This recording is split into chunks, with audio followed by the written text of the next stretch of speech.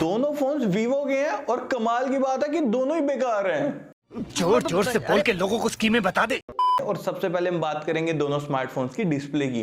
तो भाई दोनों फोन्स के अंदर हमें 6.6 इंचेस की HD plus IPS LCD display दी गई है जो कि 120 हर्ट्ज के रिफ्रेश रेट को सपोर्ट करती है।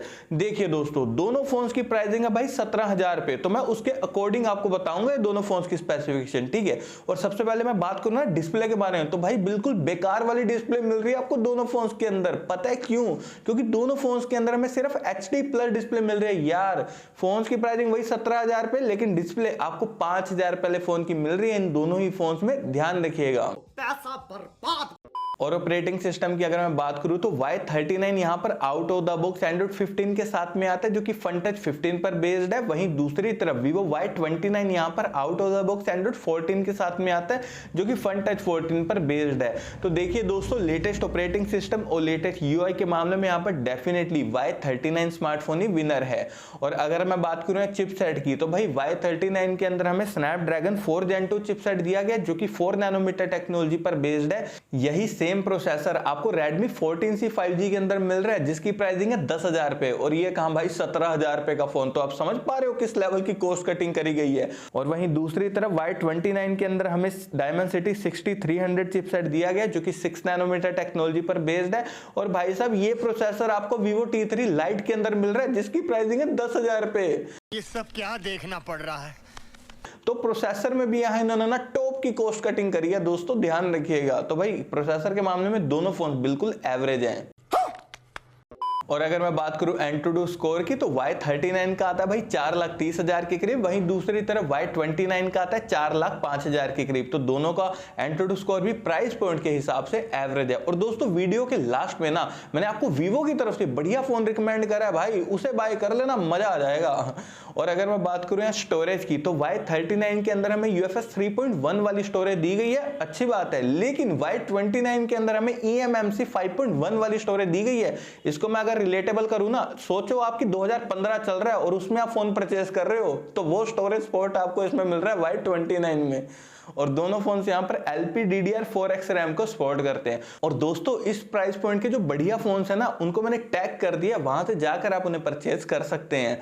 और अब बारी आती है बैक कैमरा सेटअप की। तो दोनों फोन्स के बैक में ड्यूल कैमरा का सेटअप दिया गया है, जहां पर Y39 का मेन कैमरा 50 मेगापिक्सल का और जो डेप्थ कैमरा वो है 2 मेगापिक्सल का। वहीं दूसरी तरफ Y29 का जो मेन कैमरा है 50 मेगापिक्सल का और जो सेकेंडरी कैमरा है ना, महान कैमरा, वो है 0.08 मेगापिक्सल का यूजलेस कैमरा।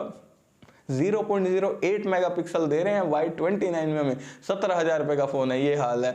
तो देखिए दोस्तों, एवरेज मेन कैमरा आपको Y29 में मिल रहा है, गलती से ही बाय मत करना। तो अगर आपको डिटेलिंग फिर भी अच्छी चाहिए ना, तब आप यहाँ पर Y39 की तरफ जा सकते हो, क्योंकि इसका जो मेन कैमरा ना 50 मेगापिक्सल का भाई बढ़िया तरीके से ऑप्टिमाइज किया गया, जो कि अच्छी डिटेलिंग के साथ में आपकी फोटोज क्लिक कर देगा, कोई भी दिक्कत नहीं आएगी। और अल्ट्रा वाइड कैमरा, उसे तो भाई भूल ही जाओ आप, नहीं मिल रहा। ये 2 मेगापिक्सल का डेप्थ यूजलेस देखे इन्होंने काम खत्म कर दी है। और मैक्सिमम वीडियो रिकॉर्डिंग आप दोनों फोन्स के बैक कैमरा से 1080 पिक्सल तक कर सकते हैं। वीडियो स्टेबलाइजेशन में भी इन्होंने यहाँ पर पैसे बचाए हैं। OIS का सपोर्ट यार 17,000 में तो बड़े आराम से दिया जा सकता था, लेकिन नहीं दिया। क्यों नहीं दिया? पैसे कमाने हैं Vivo को। और फ्रंट कैमरा की अगर मैं बात करूं तो दोनों फोन्स के फ्रंट में हमें 8 मेगापिक्सल का सेल्फी कैमरा दिया गया। देखिए दोस्तों, दोनों फोन्स के फ्रंट में आपको एवरेज सेल्फी कैमरा दिया गया, ज्यादा बढ़िया आप इनसे एक्सपेक्ट भाई मत करना। और मैक्सिमम वीडियो रिकॉर्डिंग आप दोनों फोन्स के फ्रंट कैमरा से 1080 पिक्सल तक ही कर सकते हैं। और बैटरी डिपार्टमेंट की अगर मैं बात करूं तो Y39 यहां पर 6500 mAh की भाई बड़ी बैटरी के साथ में आता है। वहीं दूसरी तरफ Y29 के अंदर हमें 5500 mAh की बैटरी दी गई है। तो भाई 1.5 दिन से भी ज्यादा का बैटरी बैकअप चाहिए ना, तब तो आपको यहां पर सिर्फ और सिर्फ Vivo Y39 की तरफ ही जरूर से जाना है। और दोनों फोन यहां पर 44 वोल्ट की फास्ट चार्जिंग को सपोर्ट करते हैं। नेटवर्क कनेक्टिविटी के लिए दोनों फोन 5G कनेक्टिविटी के साथ में आते हैं। 3.5 mm जैक हमें Y39 के अंदर भाई नहीं दिया गया, लेकिन Y29 के अंदर हमें दिया गया है।